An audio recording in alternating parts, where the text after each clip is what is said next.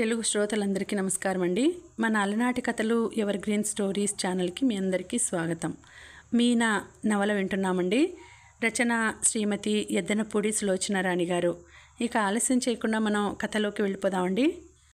Video చూసిన వెంటనే like చేసి షేర్ చేసి తప్పకుండా సబ్స్క్రైబ్ చేసుకోండి. మన ఛానల్ని బెల్ ఐకాన్ యాక్టివేట్ చేసుకోండి. నేను చిన్నబోయిన ముఖంతో తల తిప్పుకొని బయటికి వచ్చేస్తుంటే నాన్నగారు వెనక నుంచి పిలిచారు. ఆగి వెనక్కి తిరిగి చూశాను. నువ్వు సహాయపడాలని అనుకున్నా ఆ సహాయాన్ని వాళ్ళు తీసుకోరు. ఇది నువ్వెంత త్వరగా గ్రహిస్తే అంత మంచిది అన్నారు. నేను రెప్ప వాల్చకుండా ఆయన వైపే చూడసాగాను. ఆయన కళ్ళు చెప్పలేనంత విషాదంగా ఉన్నాయి. ముఖంలో పాత జ్ఞాపకాల బరువేదో భారంగా కనిపించింది. ఆ రోజంతా నాకెలాగో ఉంది. మనసు బాగుండనప్పుడు తోచినప్పుడల్లా మామీ దగ్గరకు వెళ్ళడం, ఆవిడ ఆశ్రయంలో సేదదీరి రావడం నాకు బాగా అలవాటైపోయింది. అమ్మ లేదు, క్లబ్కి వెళ్ళింది. క్లబ్ వార్షికోత్సవం ఈసారి చాలా ఘనంగా చేస్తున్నారు. ఆ రోజుకి సారథి తప్పక రావాలని తను వ్రాశానని, అతను తప్పక వస్తాడని అమ్మ 2-3 సార్లు నాన్నతో అనగా నేను విన్నాను. ఈ మధ్య మా ఇంట్లో ఏ సంభాషణ మొదలైనా అది అటు తిరిగి ఇటు తిరిగి సారథి వైపు మళ్ళసాగింది. అమ్మకి అనుక్షణం అతని ధ్యాసే. అమ్మ మనసులో అంత అభిమానం సంపాదించడం అంటే అంత మాటలు కాదు. నాకు రాను సారథి అంటే ఈర్ష్యగా అనిపించసాగింది. ఆ రోజు మామీ దగ్గరకు వెళ్ళాను. మామీ సన్నజాజి పూలు కోస్తూ వీధిలోనే ఎదురైంది. నన్ను చూడగానే ఎప్పటిలా వెన్నెల లాంటి చిరునవ్వు నవ్వింది. ఆ నవ్వు చూస్తేనే నా మనసులో దిగులు సగం మాయమవుతుంది. ఇప్పుడే నీ ఫ్రెండ్ దగ్గర నుంచి ఉత్తరం వచ్చింది. అది నీకు అందజేయడం ఎలాగా అని ఆలోచిస్తున్నాను అంది. మామీతో పాటు లోపలికి వచ్చిన నేను రాజేశ్వరి దగ్గర నుంచి వచ్చిన ఉత్తరం తీసుకొని చూశాను. అది చించి చూడబోయే ముందు క్షణంసేపు నా గుండెలు ఉద్విగ్నతతో గుబగుబలాడినాయి.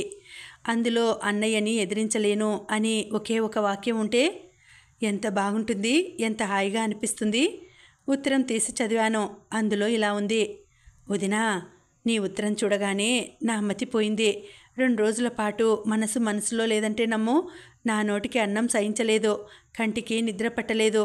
ఆహర్నిశలు నీ ఉత్తరమే జ్ఞాపకం వచ్చింది. రాత్రింబవళ్ళు నిన్ను గురించి ఆలోచించాను. సరే, నీ ఇష్టం, నువ్వన్నట్టే గాని నేను ఈ పెళ్ళికి ఒప్పుకోను. అన్నయ్యని అమ్మని కాదనటానికే నిశ్చయించుకున్నాను. కానీ వదినా, నేను ఈ పెళ్లి మానటం వలన మా కుటుంబానికి ఏదైనా చిన్న ఉపకారం జరిగితే నాకెంతో హాయిగా ఉంటుంది. ఎప్పటికైనా నాకు ఈ పెళ్ళి జరగకపోవడం వల్ల నాకు వాళ్ళకి మంచే జరిగిందని అమ్మ అన్నయ్య ఒప్పుకునే రోజు రావాలి అని నేను మనస్ఫూర్తిగా కోరుకుంటున్నాను. నిన్ననే బందర్ నుంచి ఉత్తరం వచ్చింది. వాళ్ళు తాంబూలాలు పుచ్చుకుని లగ్నం నిశ్చయించుకోవడానికి 2-3 రోజుల్లో వస్తున్నారట. అన్నయ్యకి నేను ఈరోజే నా వ్యతిరేకతని అయిష్టాన్ని చెప్పేస్తున్నాను. నీ రాజు. నాకెందుకో ఆ ఉత్తరం చూడగానే మనసంతా ఆర్ద్రమైంది. రాజంటే అమితమైన జాలి కలిగింది. పిచ్చి రాజు అనిపించింది. రాజేశ్వరి నా ప్రోద్బలం వల్ల అన్నయ్యకి ఎదురు తిరిగి తనకు ఆ పెళ్ళి అంటే ఇష్టం లేదని చెబుతుంది. అంటే ఇప్పుడు నా మీద రెట్టింపు బాధ్యత ఉందన్నమాట. కానీ నాన్నగారు ఇక్కడ ఈ విషయంలో ఏ విధమైన సాయం చేయటానికి ఒప్పుకోవటం లేదు. నా పని ఇరకాటంలో పడినట్టయింది. త్వరలో నాకు క్లిష్టమైన సమస్య ఎదురవుతుందని, నేను ఒక విధంగా ప్రమాదంలో చిక్కుకోవచ్చునేమోనని నా వివేకం పదే పదే హెచ్చరించసాగింది. ఎవరేమన్నా, ఎలాంటి చిక్కులు ఎదురైనా నేను రాజేశ్వరికి ఒక దారి చూపించడానికి గట్టిగా నిశ్చయించుకున్నాను. మనసుకి కాస్త చురుకుదనం తెప్పించుకోవాలి కానీ ఆలోచిస్తే ఉపాయమే దొరక్కపోతుందా? రాజుకి ధైర్యం నూరిపోస్తూ ఉత్తరం రాసి పోస్టు చేసి ఇంటికి తిరిగి వస్తుంటే దోవలో ఫోటో స్టూడియో తెరిచి ఉండడం కనిపించింది. ఫోటోల గురించి దాదాపు వాటి సంగతే మర్చిపోయిన నేను అప్రయత్నంగా మళ్ళీ అటువైపు వెళ్ళాను. ఫోటో స్టూడియో యజమానులు మారారట. ఇప్పుడు కొత్తవారి ఆధ్వర్యంలో మళ్ళీ తెరవబడింది. అక్కడున్న నూతన వ్యక్తి నాకీ విషయాలు చెబుతూ నా పేరు, నేను రీలు ఇచ్చిన తేదీ అడిగి పుస్తకాలలో వెతికి లోపలికి వెళ్ళి దాదాపు పావుగంట తర్వాత తిరిగి వస్తూ, అబ్బే, ఒకటి తప్ప మిగతావేవి సరిగ్గా రాలేదండి అన్నాడు. నేను ఆత్రంగా వాటిని తీసుకొని ఒక్కొక్కటే చూడసాగాను. రాజేశ్వరి అత్తయ్యని వాకిట్లో పారిజాతపు చెట్టు క్రింద నిలబెట్టి తీసింది. సరిగ్గా రాలేదు. ఎండకెదురుగా నిలబడడం వల్ల ఇద్దరూ కళ్ళు చికిలించేశారు. రాజేశ్వరి కట్టుకున్న చీర గాలికి ఎగురుతుండడం వల్ల పెద్ద పొట్ట ఉన్నట్టు ఎత్తుగా పడింది. పిల్లలందరితో అత్తయ్యని కలిపి తీసినది బాగా వచ్చింది. కానీ మధు, కామేశ్వరి సరిగ్గా ఆ సమయానికే రెప్ప వేయటం వల్ల కళ్ళు మూసుకున్నట్టుగా పడ్డారు. పాకలో ఆ రోజు ఆవు ఈనినప్పుడు మధు మెడ మీద పడి సాగుతుండగా ఒళ్ళో ఆవుదుడని పెట్టుకుని గడ్డితో తుడుస్తున్న ఫోటో కూడా సరిగ్గా రాలేదు. లైటింగ్ చాలకపోవటం వల్ల నల్లగా అంతా అలికేసినట్టుగా పడింది. ఫోటోలు తీయటంలో ఎంతో ప్రాముఖ్యం ఉన్న నాకు ఈ ఫోటోలు నిజంగా బ్యాడ్ రిమార్క్. క్షణంసేపు ఆ ఫోటోలు అక్కడే పడేసి వెనక్కు వెళ్ళిపోవాలనిపించింది. ఆ ఆఖరి ఫోటో ఒకటి బాగా వచ్చింది చూడండి అన్నాడు అతను నా మొహంలో కనిపిస్తున్న భావాన్ని చూసి కాబోలు. ఆఖరి ఫోటో తీసి చూశాను. అది కృష్ణ ఫోటో. బస్ట్ సైజులో ఉంది. కొద్దిసేపు నా కళ్ళు సర్వం మర్చిపోయి ఆ ఫోటో మీద నిలిచిపోయినాయి. ఆ రోజు నేను ఫోటో తీస్తుంటే పాకలోంచి బయటికి వచ్చి నన్ను ఫోటోలు తీయటానికి వీల్లేదని హెచ్చరిస్తూ రాయి తీసి నా మీద విసిరబోతే నేను భయపడ్డట్టు పక్కకు తప్పుకుంటే ఆ రాయి జారవిడిచి నా భయానికి ఫక్కుమని నవ్వినప్పుడు తీసిన ఫోటో నేను ఊహించలేనంత అందంగా, అద్భుతంగా పడింది. ఫోటోలో కృష్ణ ముఖం కొద్దిగా పైకెత్తి విరగబడి నవ్వుతున్నట్టుగా ఉన్నాడు. అతని పలువరుస ఇంత అందంగా ఉంటుందని నాకు తెలియదు. ముఖం బలంగా, ఆరోగ్యంగా ఉంది. నాకింతవరకు ఎవరైనా నవ్వుతుంటే చిగుళ్ళు కనిపిస్తే బాగుండదని నా నమ్మకం. కానీ ఫోటోలో ఉన్న ఈ కృష్ణని ఇలా నవ్వుతున్నప్పుడు చూస్తుంటే అలా కొద్దిగా ఎర్రటి చిగుళ్ళు కనిపించడం కూడా ఒక అందమేమో అనిపించింది. అతని చెక్కిలి, గడ్డం, ముక్కు, నుదురు పరీక్షగా చూస్తే తీరుగా, అందంగా ఉన్నట్టు కనిపించాయి. చిన్నగా, చురుగ్గా ఉన్న ఆ కళ్ళల్లో మగసిరి స్పష్టంగా కనిపిస్తోంది. నవ్వుతున్నప్పుడు కొంతమందికి కంటి చివరన ఏర్పడే గీతలు కూడా ఉన్నాయి అతనికి. బాగా వచ్చింది కదూ అన్నాడతను. అవునన్నట్టు తలూపాను. మీకు అభ్యంతరం లేకపోతే పర్మిషన్ ఇస్తే ఈ ఫోటో డెవలప్ చేసి మా షోకేస్లో పెట్టుకుంటాం అన్నాడు. నేను మళ్ళీ వచ్చినప్పుడు చెబుతాను. మీరు ఈ ఫోటో మాత్రం కాపీలు తీసివ్వండి. నేను రేపు వచ్చినప్పుడు తీసుకుంటాను అంటూ బయటకు వచ్చేశాను. ఇంటికి వచ్చేటప్పుడు దోవలో మళ్ళీ 1-2 సార్లు చూశాను ఆ ఫోటోని. వెళ్ళగానే నాన్నగారికి చూపించాలి. కోర్టు నుంచి ఇంటికి వచ్చేసే ఉంటారు. రాజేశ్వరికి నేను ఉత్తరాలు రాయటం మాననని నిర్ణయం తెలిసిన తర్వాత 2-3 రోజుల నుంచి ఆయన గంభీరంగా ఉన్నారు. అదేం విచిత్రమో మా అమ్మకి నా మీద కోపం, ఎంత కోపం వచ్చినా నాకేం అనిపించదు.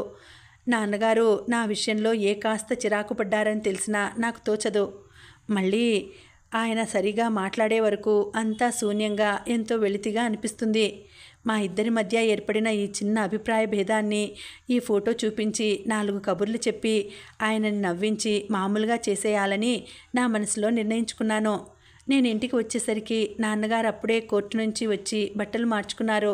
ముఖం, కాళ్ళు, చేతులు కడుక్కోవడానికి బాత్రూంలోకి వెళ్ళబోతున్న ఆయన నన్ను చూడగానే ఆగిపోతూ ఏమిటన్నట్టు చూశారు.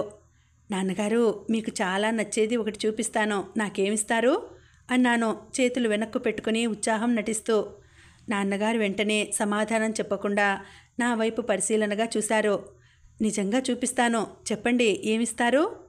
ముందు చూపించు మరి అన్నారాయన. ఆయన కళ్ళల్లో కూడా ఆసక్తి తొంగి చూసింది. నాకేమిస్తారో చెప్పండి. నువ్వేది కావాలంటే అది. వాగ్దానమేనా? ఆయన అనుమానంగా చూశారు. తూచినట్టు మాట్లాడుతూ అది నీ శ్రేయస్సుకి హాని కలిగించనంత వరకు వాగ్దానమే అన్నారు. ఆడిన మాట తప్పరుగా? నేనెప్పుడైనా అన్నమాట కాదనటం నువ్వెరుగున్నావా?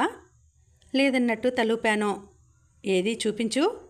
అంతవరకు వెనక్కి పెట్టుకున్న చేతుల్ని ముందుకు చాపి ఫోటో చూపించాను. నాన్నగారు ఉలిక్కిపడ్డట్టుగా చూశారు. ఫోటోనా? ఎవరతను అంటూ చప్పున తీసుకొని చూశారు. అది చూస్తుండగానే ఆయన ముఖంలో రకరకాల భావాలు మెరుపుల్లా వేగంగా మారిపోయినాయి. వెంటనే తలెత్తుతూ ఇదెక్కడిది నీకు అన్నారు. నిమ్మలూరు నుంచి తెచ్చుకున్నాను, నేనే తీశాను, చాలా బాగా వచ్చింది కదండి అన్నాను. బాగుంది, టూత్పేస్ట్ అడ్వర్టైజ్మెంట్ కోసం తీసినట్టుగా ఉంది ఫోటో ఇచ్చేస్తూ నిర్లిప్తంగా అన్నారు. మీరు నాకు వాగ్దానం చేశారు, అది నేను సమయం వచ్చినప్పుడు అడుగుతాను, మీరు మర్చిపోకూడదు అన్నాను. నువ్వేదైనా అడుగు, కానీ ఆ ఫోటోలో ఉన్న వ్యక్తిని కావాలని మాత్రం కోరకు గంభీరంగా అన్నారాయన. నాన్నగారు, నేను తెల్లబోయినట్టు చూశాను. అవును మీనా, నువ్వలా కోరావంటే అది నా కంఠానికి ఉరితాడవుతుందని నువ్వు కూడా గుర్తుపెట్టుకో. ఆ మాటలను ఆయన ఎంతో నవ్వులాటగా అనేద్దామన్నా తెచ్చిపెట్టుకున్న ఆ నవ్వు వెనక ఏదో నిస్సహాయత, నిరాశ, విషాదం కనిపించాయి నాకు. కానీ నాన్నగారు ఏదో చెప్పబోయిన నేను బయట నుంచి మీనా అన్న పిలుపు వినటంతో చటుక్కున ఆగిపోయాను. నా నోట్లోంచి నాలుక దాటి బయటికి రాబోతున్న మాటల్ని బలవంతంగా మింగేయాల్సి వచ్చింది. నాన్నగారు కూడా ఉలిక్కిపడ్డారు. క్షణంసేపు నా చేతిలో ఉన్న ఫోటో ఎక్కడ పెట్టాలో, ఏం చేయాలో వెంటనే తోచలేదు. నాన్నగారి వైపు చూశాను. ఆయన ఏమిటి అంటూ గుమ్మం వైపు వెళ్ళారు. నేను చప్పున బీరువా వైపు తిరిగి అది తెరవబోయాను. దానికి కూడా సమయం చాలలేదు. చటుక్కున ఫోటోని జాకెట్ లోపల పెట్టేసుకున్నాను. నేను మళ్ళీ ఇటు తిరిగేసరికి అమ్మ గదిలోకి రానే వచ్చింది. ఆవిడ చేతిలో పెద్ద ప్యాకెట్ ఉంది. వెంట మిస్సెస్ లింగం ఉంది. చూడు సారథి నీకేం పంపాడో. అమ్మ లోపలికి వచ్చి ప్యాకెట్ టేబుల్ మీద పెడుతూ అంది. ఆ ప్యాకెట్ అప్పటికే విప్పి ఉంది. అందులోంచి అమ్మ టమోటా రంగులో ఉన్న ఎర్రటి నైలాన్ జార్జెట్ చీర తీసింది. అది విప్పి పరిచి చూపిస్తూ చూడు ఎంత బాగుందో అంది. ఎర్రటి రంగు మీద బంగారు రంగులో జరీ పువ్వులు, లతలు, బార్డర్ ఉంది. చీర అంతా మధ్య మధ్య అక్కడక్కడ అరచేయంత పువ్వులున్నాయి. ఈ డిజైన్ అతను ప్రత్యేకంగా చెప్పి చేయించాట. చాలా బాగుంది కదూ అంది. కళకళలాడుతున్న అమ్మ ముఖం చూస్తుంటే నాకు ఈ చీర సారథి అమ్మకే పంపి ఉంటే ఎంత బాగుండేది అనిపించింది. మిస్సెస్ లింగం, అమ్మ, నాన్నగారు ముగ్గురు చీర నాణ్యం, కుట్టు పని, జరీ ఖరీదు లెక్క కడుతూ అంచనా వేస్తూ పావుగంట పైగా గడిపారు. మాటల్లో అమ్మ హఠాత్తుగా చేతి వాచి చూసుకుంటూ మై గాడ్ అప్పుడే 6 అయిపోయింది, అక్కడ రిహార్సల్స్కి వాళ్ళు వచ్చి కూర్చుంటారు అని నాన్నగారి వైపు తిరిగి మీనాని నా వెంట తీసుకువెడుతున్నాను. మమ్మల్ని క్లబ్లో దింపి కారు ఇంటికి తీసుకువస్తుంది. మిస్సెస్ లింగం గారి కారు ఆయన ఎక్కడికో తీసుకువెళ్లారో.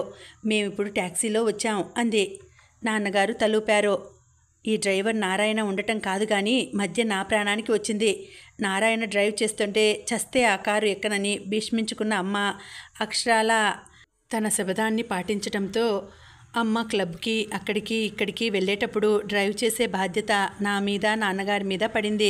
నాన్నగారు తరచుగా పనుల ఒత్తిడిలో ఉంటారు కాబట్టి ఎక్కువగా నా వంతుకే రావటం మొదలుపెట్టింది. అది కాకుండా సారథి అప్పుడెప్పుడో మాటల మధ్య డ్రైవ్ చేసే ఆడవాళ్ళంటే తనకి చాలా ఇష్టం అని చెప్పాడట. అంత క్రితమే నేను డ్రైవింగ్ నేర్చుకున్నా. ఎప్పుడూ డ్రైవర్ ఉండటం వల్ల నా అవసరం అంత లేక అభ్యాసం తగ్గిపోయింది. అమ్మ ఈ మధ్య మాటికి అందుకే కారు నేను డ్రైవ్ చేసేలా చూడసాగింది. అమ్మ నన్ను, మిస్సెస్ లింగాన్ని హాల్లో కూర్చోబెట్టి ఇప్పుడే వస్తానని చీర పెట్టి ఉన్న పెట్టె పట్టుకొని పైకి పరిగెత్తింది. కనీసం చీర నా చేతికిచ్చి పైకి తీసుకెళ్ళి దాచుకో అంటుందేమో.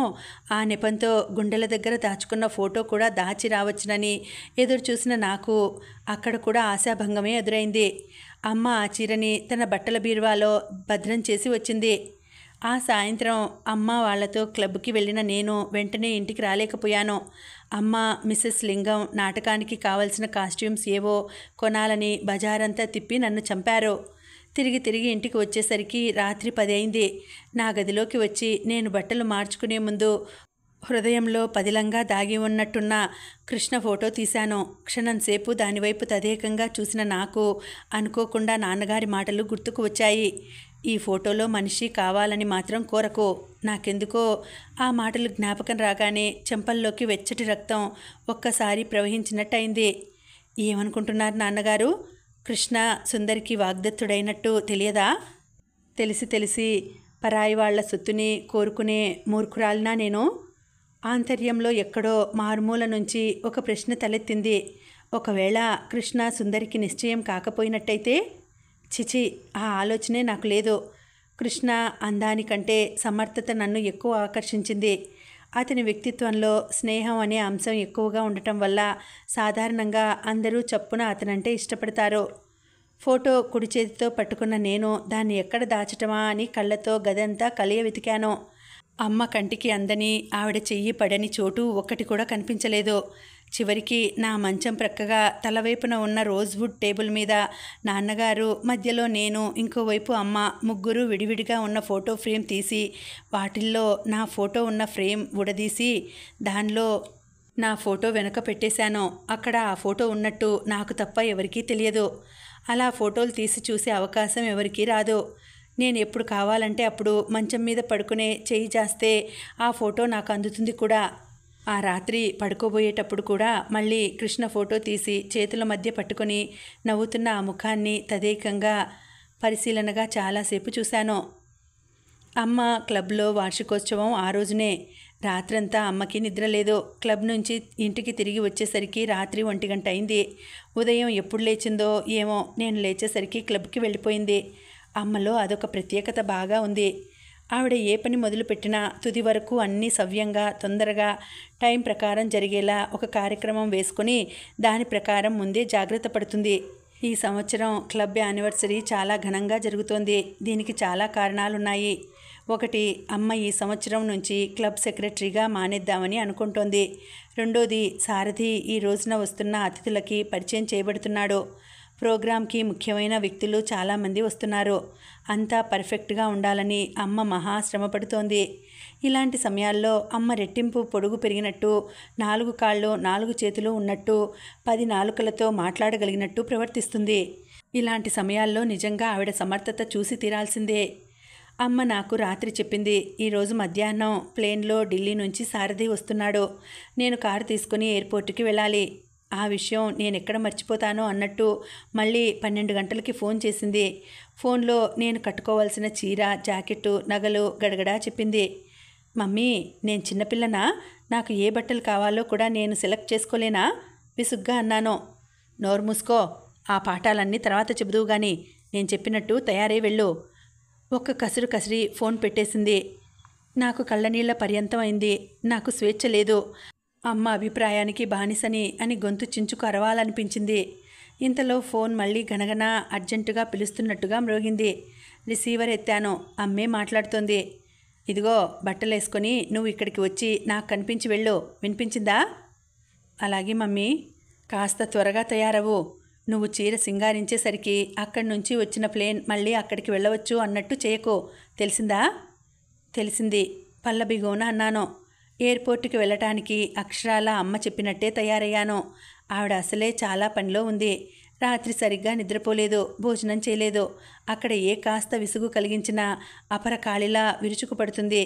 క్లబ్కి వెళ్ళి అక్కడున్న నలుగురిలో తిట్లు తినడం అవుతుంది అనుకొని భయంతో చెప్పినట్టే సిద్ధమయ్యాను.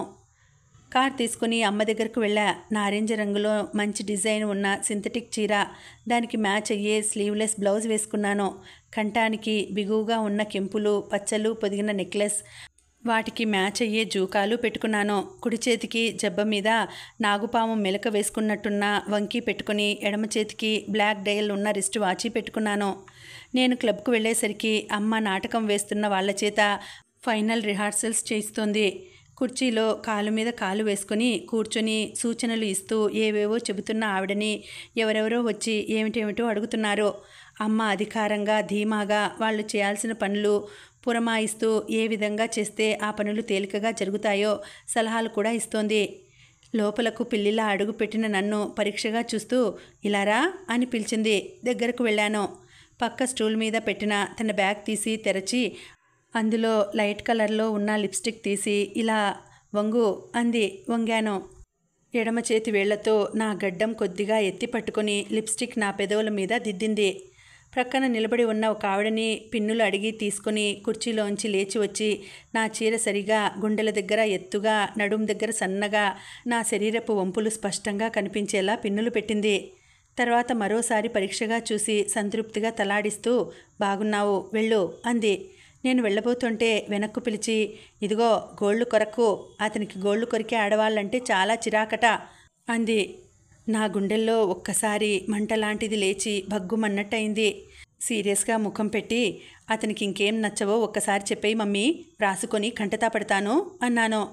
నా కళ్ళల్లో తొంగి చూస్తున్న కోపం చూసి కాబోలు అమ్మ పక్కుమని నవ్వుతూ నాకేం తెలుసు, వెళ్తున్నావుగా అతన్నే అడుగు అంది. నేను ఆవిడ మాటలు వినిపించుకోనట్టే యువతలకు వచ్చేశాను. నేను యువతలకు వచ్చేస్తుండగా గుమ్మంలో మిస్సెస్ లింగం ఎదురైంది. నన్ను చూడగానే ఆగిపోతూ Meena, oh what a lovely sari అంది. కార్ తీసుకొని ఎయిర్పోర్టుకి వెళ్తుంటే నా మనసంతా చేదుగా ఎలాగో ఉంది. Meena, oh what a lovely sari. Mrs Lingam నోరు తెరిచి కళ్ళు పెద్దవి చేసి అనటమే జ్ఞాపకం వచ్చింది. అంతే, చీరని నగల్ని చూసి మెచ్చుకోవాల్సిందే. తలతలలాడే ఈ చీరల మధ్య మిలమిలా మెరిసే ఈ నగల ఖరీదు అందం మధ్య నేను అనేదాన్ని ఎవరికీ కనిపించను. మా అమ్మ ఆశలకి కలలకు ప్రతిరూపంగా తయారైన ఒక బొమ్మను నేను. నన్ను చూడగానే చాలాసార్లు అందరూ నేను కట్టుకున్న చీరని మెచ్చుకోవటమో, నేను పెట్టుకున్న నగలు ఎంత విలువ ఉంటాయో అంచనా కట్టడం తప్ప నాతో మాట్లాడటం కానీ, నా ఉద్దేశాలేమిటో కనుక్కోవటం కానీ చేయరు. అమ్మ అప్పుడప్పుడు నన్ను చూసి నిట్టూర్పు విడుస్తూ భగవంతుడికి కృతజ్ఞతలు అర్పిస్తున్నట్టుగా, థ్యాంక్ గాడ్ మా మీనా నాలా పొట్టిది కాదు, తండ్రి పోలిక వచ్చి పొడుగవటం నా అదృష్టం, కాకపోతే మెత్తటి ఆ వంటి తీరుకి ఇంకా పొట్టి కూడా ఉన్నట్టయితే చూడలేక చచ్చిపోయేదాన్ని అంటుండేది. అది విన్నప్పుడల్లా నేను పొట్టిగా నల్లగా అసహ్యంగా పుట్టినట్టయితే ఎంత బాగుండేది అనిపిస్తూ ఉండేది నాకు. ఎయిర్పోర్ట్ చేరుకున్న నేను కారు పార్క్ చేసి లోపలికి వచ్చేసరికి ఢిల్లీ నుంచి వస్తున్న ప్లేన్ అరగంట ఆలస్యం అన్న అనౌన్స్మెంట్ వినిపించింది. టైట్గా పిన్ చేసిన ఈ చీరలో ఫ్రీగా నడవడం రాదు, బొమ్మలా నడవాలి, బొమ్మలా కూర్చోవాలి. నాకేమిటో అందరూ నా వైపే చూస్తున్నట్టుగా మొహమాటంగా ఉంది. నిజమే, చూడరు మరి, షోకేస్లో పెట్టిన బొమ్మలా అలంకరించుకొని వస్తే. బుక్ స్టాల్ దగ్గరికి వెళ్ళి కొత్తగా వచ్చిన ఫిల్మ్ఫేర్ కొనుక్కొని వచ్చి వెయిటింగ్ హాల్లో ఓ పక్కగా సోఫాలో కూర్చొని అందరి ముఖాలు నాకు, నా ముఖం ఎవరికి కనిపించకుండా పుస్తకం అడ్డు పెట్టుకొని అందులో బొమ్మలు చూడసాగాను. అరగంట వెయిట్ చేయాలి. అరగంట అంటే 30 నిమిషాలు, 30 నిమిషాలంటే 30 యుగాలు. అబ్బా, పెద్ద బోర్. నాకు కసిగా కోపంగా ఉంది. నా మనసులోకి ఏ కాస్త కూడా తొంగి చూడలేని ఈ వ్యక్తి కోసం నేనెందుకు అలంకరించుకోవాలి, ఎందుకు ఇలా వెయిట్ చేయాలి? నేనింత సింగారం చేసుకోకపోతే అతను నా వైపు చూడడా? అతని కళ్ళకి నేను కనిపించనా? అమ్మ గోళ్లు కొరకవద్దు అన్న హెచ్చరిక గుర్తుకు వచ్చింది. వెంటనే గోళ్లు కొరకసాగాను. అతను వచ్చి ఇంటికి వెళ్లే వరకు ఇలా కొరుకుతూనే ఉంటాను. అతనికి ఇంకా ఏవేవి ఇష్టం లేదో తెలిస్తే బాగుండు. అమ్మ లేకుండా చూసి ఆ పనులన్నీ చేయవచ్చును. మీనా, ఉన్నట్టుండి హఠాత్తుగా ఎవరో నా ఎదుట నిలబడి సంభ్రమాశ్చర్యాలతో పిలిచారు. సోఫాలో అంతెత్తున ఎగిరిపడ్డట్టుగా ఉలిక్కిపడిన నేను తలెత్తి చూశాను. నా కళ్ళని నేను నమ్మలేకపోయాను. క్షణంసేపు నేను చూస్తున్నది కలో నిజమో అర్థం కాలేదు. నాకెదురుగా కృష్ణ నిలబడి ఉన్నాడు. నువ్వు ఇక్కడ? నోట్లోంచి అంతకంటే మాట రాలేదు. నాలిక తడారింది. అతను కూడా మాట పూర్తి చేయనట్టు ఆగిపోయాడు. హైదరాబాద్ ఎప్పుడు వచ్చావు నువ్వు? నేనింకా నా కళ్ళని నమ్మలేనట్టుగా చూస్తూ అడిగాను. నిన్న? అవును. అతని కళ్ళు నా చీరని, స్లీవ్లెస్ జాకెట్ని, నగల అలంకారాన్ని నిస్సంకోచంగా నిశితంగా గమనిస్తున్నాయి. ఎప్పుడూ లేదు అతని చూపులు నన్ను తాకి గిలిగింతలు పెట్టినట్లుగా గమ్మత్ అనుభూతి చెందాను. నా వైపు చూస్తూ అన్నాడు, నువ్వు ఇంత క్రితం బుక్ స్టాల్ నుంచి వస్తుంటే దూరం నుంచి చూశాను. ఈ అమ్మాయి ఎవరో మీనాలా ఉంది అనుకున్నానే గాని నిజంగా నువ్వేనని అనుకోలేదు. ఎందుకో అనుకోకుండా అలా బయటికి వెళితే అక్కడ కారు పార్క్ చేసి కనిపించింది. దాన్ని చూడగానే నాకు అనుమానం వచ్చింది. మళ్ళీ వెంటనే లోపలికి వచ్చాను. నువ్వేమో ముఖం ఏమాత్రం కనిపించనీయకుండా పుస్తకం అడ్డు పెట్టుకున్నావు. పక్కకు వచ్చి చూశాను. గోళ్లు కొరుకుతూ కూర్చున్న నువ్వు కనిపించావు. నా అనుమానం తీరింది. మరీ చిత్రంగా మాట్లాడటం నేర్చావు నువ్వు. అంత గుర్తుపట్టలేనంతగా మారిపోయానా నేను? చిరుకోపంగా చూశాను. నిజంగా మా నిమ్మలూరు వచ్చిన మీనాకి నీకు సంబంధమే లేదు. అతని దృష్టి మరోసారి మెరుపులా నా అలంకరణని పరిశీలించింది. ప్రశంసాపూర్వకంగా చూస్తూ అన్నాడు, నిజం చెప్పమంటావా? ఏ రాజకుమారుడి కోసమో ఎదురు చూస్తున్న రాజకుమారులా ఉన్నావు. వచ్చావుగా నువ్వు, అయితే నువ్వేనేమో ఆ రాజకుమారుడివి నవ్వుతూ వెంటనే అనేశాను. నేనా? తెల్లబోయినట్టు అన్నాడు. అతని ముఖం హఠాత్తుగా ఎర్రబడింది. వెంటనే ప్రసంగం మార్చేస్తూ, అత్తయ్య మావయ్య ఎవరూ రాలేదా అని అడిగాడు. లేదన్నట్టు తల తిప్పాను. నిలబడ్డావేం, కూర్చో. అప్పటికే ఒకళ్ళిద్దరు మా వైపు చూస్తుండడంతో అన్నాడు కృష్ణ. నేను కూర్చున్నాను. అతను కూడా నా ఎదురుగా ఉన్న సోఫాలో కూర్చుంటూ అడిగాడు, ఒక్కదానివి వచ్చావు, ఏమిటి విశేషం? నేను వెంటనే జవాబు చెప్పలేదు. ఢిల్లీ నుంచి ఎవరైనా వస్తున్నారా అనుమానంగా అడిగాడు. అవును, సారథి వస్తున్నాడు. ఓ, అర్థమైందన్నట్టుగా చూశాడు. నా వైపు నుంచి చప్పున చూపులు మరల్చుకొని ఎటో చూస్తున్నట్టు కూర్చున్న అతని కళ్ళల్లో లీలగా ఈర్ష్య కదలాడడం నేను కనిపెట్టకపోలేదు. నవ్వుతూ చిలిపిగా చూస్తూ అన్నాను, నువ్వు వస్తావని నాకు తెలియదు. తెలిసినట్టయితే నీకోసం కూడా స్టేషన్కి వచ్చి ఉండేదాన్ని. అతను చురుగ్గా తల తిప్పి నా వైపు చూశాడు. అతని అహంకారాన్నో అభిమానాన్నో నా మాటలు కాటు వేస్తున్నట్టున్నాయి. గంభీరంగా అన్నాడు, థ్యాంక్స్. నాకలాంటి పగటి కలలు కనే అలవాట్లేదు. ఇందులో పగటి కల ఏముంది? కాదు మరి, అసహజమైంది అసంభవమైంది కోరుకునే ఆలోచన అయినా పగటి కల కిందకే వస్తుంది. అతని మాటల్లోని గంభీరత్వమో లేక వాటి వెనుక దాగి ఉన్న వాడితనమో క్షణంసేపు నా నోట మాట రానట్టుగా చేశాయి. నువ్వెవరి కోసం వచ్చావు? ఢిల్లీ నుంచి ఎవరైనా వస్తున్నారా అని అడిగాను. ఊహూ, నా ఫ్రెండ్ ఒకతను బెంగళూరు వెడుతున్నాడు. అతన్ని పంపటానికి వచ్చాను. నిజం చెప్పాలంటే నేను వచ్చిన పని రాత్రి అయిపోయింది. పొద్దుటి నుంచి ఏం తోచలేదు. కాలక్షేపంగా ఉంటుందని వాడితో వచ్చాను. ఇక్కడిలా నిన్ను కలుసుకుంటానని కల్లో కూడా అనుకోలేదు.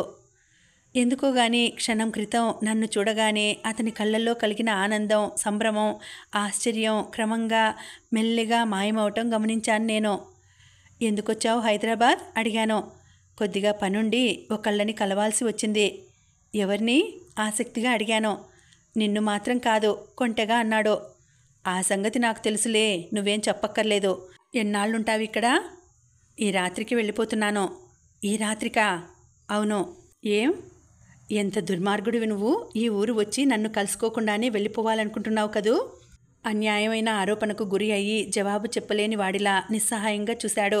వెంటనే అన్నాడు, ఇప్పుడు చూశావు కదా, కాఫీ తాగుతావా? తెప్పించనా? ప్రసంగం మార్చబోయాడు. వద్దు, అవసరం లేదు. అత్తయ్య వాళ్ళంతా ఎలా ఉన్నారు? బాగానే ఉన్నారు. రాజు నాకు చెప్పమని ఏం చెప్పలేదా? నేను నిన్ను కలవనని ఖచ్చితంగా చెప్పాను. లేకపోతే ఏదో చెప్పేదే. నా వెనక వెంట 2-3 సార్లు తిరిగింది. ఏమో అనుకున్నాను. నువ్వు చాలా కఠినుడివి సుమా, నిష్ఠూరంగా అన్నాను. అతను వెంటనే జవాబు చెప్పలేదు. నా చేతిలో ఉన్న ఫిలింఫేర్ తీసుకొని దానిలోకి చూస్తూ, కఠినత్వం అలవర్చుకోకపోతే జీవితంలో ఎగుడు దిగుళ్ళని భరించడం చాలా కష్టం మీనా అన్నాడు. ఆలోచనగా పరధ్యాసగా అతని నోటి నుంచి వెలువడ్డ మీనా అన్న ఆ మాట నా గుండెల్లో ఎలాగో అవటం అతనికి బహుశా తెలియదు. రాజు పెళ్లి సంగతి ఏమైంది? తాంబూలాలు పుచ్చుకున్నాం. వచ్చే నెల 20వ తారీఖున పెళ్ళి. ఆకాశం విరిగి పడ్డంత ఆశ్చర్యంగా చూశాను నేను. తాంబూలాలు పుచ్చుకున్నారా? ఆ సంబంధం నిశ్చయమైందా? ఎప్పుడు? మొన్న నేను ఇక్కడికి వచ్చిన రోజునే. ఇంతలో మైక్లో అనౌన్స్మెంట్ వినిపించింది. ఢిల్లీ నుంచి వస్తున్న ప్లేన్ 5 నిమిషాల్లో ల్యాండ్ అవబోతోంది. కృష్ణ చేతిలో ఉన్న ఫిలింఫేర్ నాకిచ్చేస్తూ, అదిగో అనౌన్స్మెంట్, మీ రాకుమారుడు వచ్చేస్తున్నట్ట అంటూ లేచి నిలబడ్డాడు. నేను లేచాను. వస్తాను నేను అన్నాడు వీడ్కోలు తీసుకుంటున్నట్టుగా. ఉండు, నేను నీతో మాట్లాడాలి అన్నాను ఆదుర్దాగా. టైం అయింది. నాకేమిటో చాలా కంగారుగా అయోమయంగా ఉంది. నా మనసంతా ఎలాగో ఉంది. రాజేశ్వరికి ఆ సంబంధం సెటిల్ అయిందనే పిడుగులాంటి వార్త నా చెవిన వేసి తన మానాన తను వెళ్ళిపోతున్నాడు కృష్ణ. ఇందులో నేను అడగవలసింది, అతను చెప్పవలసింది ఇంకేం లేనట్టుగా ఉంది అతని ధోరణి. నేను నీతో మాట్లాడాలి అన్నాను. ఏమిటో చెప్పు, ఇంకా 3 నిమిషాలు టైం ఉంది గోడకున్న గడియారం వైపు చూస్తూ అన్నాడు. ఇక్కడ చెప్పలేను నేను. ఇంకెక్కడ మరి? ఎప్పుడు? రేపు మాట్లాడుదాం మనం. రేపా? ఈ రాత్రికి నేను వెళ్ళిపోతున్నాను గుర్తు చేస్తున్నట్టుగా అన్నాడు. ఊహు, నువ్వు వెళ్ళటానికి వీల్లేదు. నేను నీతో అర్జెంటుగా మాట్లాడాలి. నువ్వు వెళ్ళిపోతే నేను నిమ్మలూరు రావాల్సి వస్తుంది. నిమ్మలూరు రావాలంటే నీకు తెలుసుగా? తెలుసు. అతని ముఖం సీరియస్గా అయింది. అందుకే వెళ్ళకు నువ్వు. రేపు మనం ఎక్కడ కలుసుకుందామో చెప్పు. నువ్వే చెప్పు. నేను వేగంగా ఆలోచించాను. ఎక్కడ కలవాలి? ఇంటి వద్ద వీలు కాదు. మామి ఇల్లు కృష్ణకు తెలియదు. చురుగ్గా ఆలోచించడం ప్రారంభించాను. నువ్వు ఎక్కడుంటున్నావు ఇప్పుడు? అతనున్న చోట వీలవుతుందేమోనని అడిగాను. ఫ్రెండ్స్ దగ్గర. కానీ నువ్వు అక్కడికి రావటం? సందేహంగా చూశాడు. ప్లేన్ వచ్చింది, నువ్వు వెళ్ళు హెచ్చరించాడు కృష్ణ. ప్లేన్ ల్యాండ్ అయింది. చెవులు బెద్దలయ్యేట్టు మోత వినిపించింది. క్రమంగా ఆగిపోయింది. ఆగు, ఎక్కడ మనం కలిసేది? జమ్రుద్ సినిమా హాల్ దగ్గర 11 గంటలకల్లా రా. అక్కడ మార్నింగ్ షో ఉంటుంది. నేను వచ్చేస్తాను. సినిమా థియేటర్కా? విచిత్రంగా చూశాడు కృష్ణ. అవును, అంతకంటే నాకు ఇప్పుడేం తోచటం లేదు. అక్కడికి వచ్చిన తర్వాత అప్పుడు ఆలోచించుకుందాంలే. కానీ మీనా, నువ్వు ఇంకేం చెప్పొద్దు. దయ్యుంచి నా ఈ ఒక్క మాట విను. జీవితాంతం నీకు కృతజ్ఞతగా ఉంటాను. కృష్ణ సందిగ్ధావస్థలో పడినవాడిలా చూడసాగాడు. నేను గ్యాంగ్వే వైపు పరిగెత్తబోతూ ఆగి వెనక్కి తిరిగి అడిగాను. రేపు 11 గంటలకి జమ్రుద్ దగ్గర వెయిట్ చేస్తూ ఉంటాను. మర్చిపోవుగా? మర్చిపోను. నీకు గుర్తుంటుందో లేదో నువ్వే చూసుకో. వెళ్ళు, ప్యాసింజర్స్ దిగుతున్నట్టున్నారు అన్నాడు. నేను గ్యాంగ్వే దగ్గరకు వచ్చి నిలబడ్డాను. ఇంకా ఉందండి, కథ కొనసాగుతుంది. మళ్ళీ వచ్చే వీడియోలో తర్వాతి భాగం తెలుసుకుందామండి. అంతవరకు సెలవు. నమస్తే.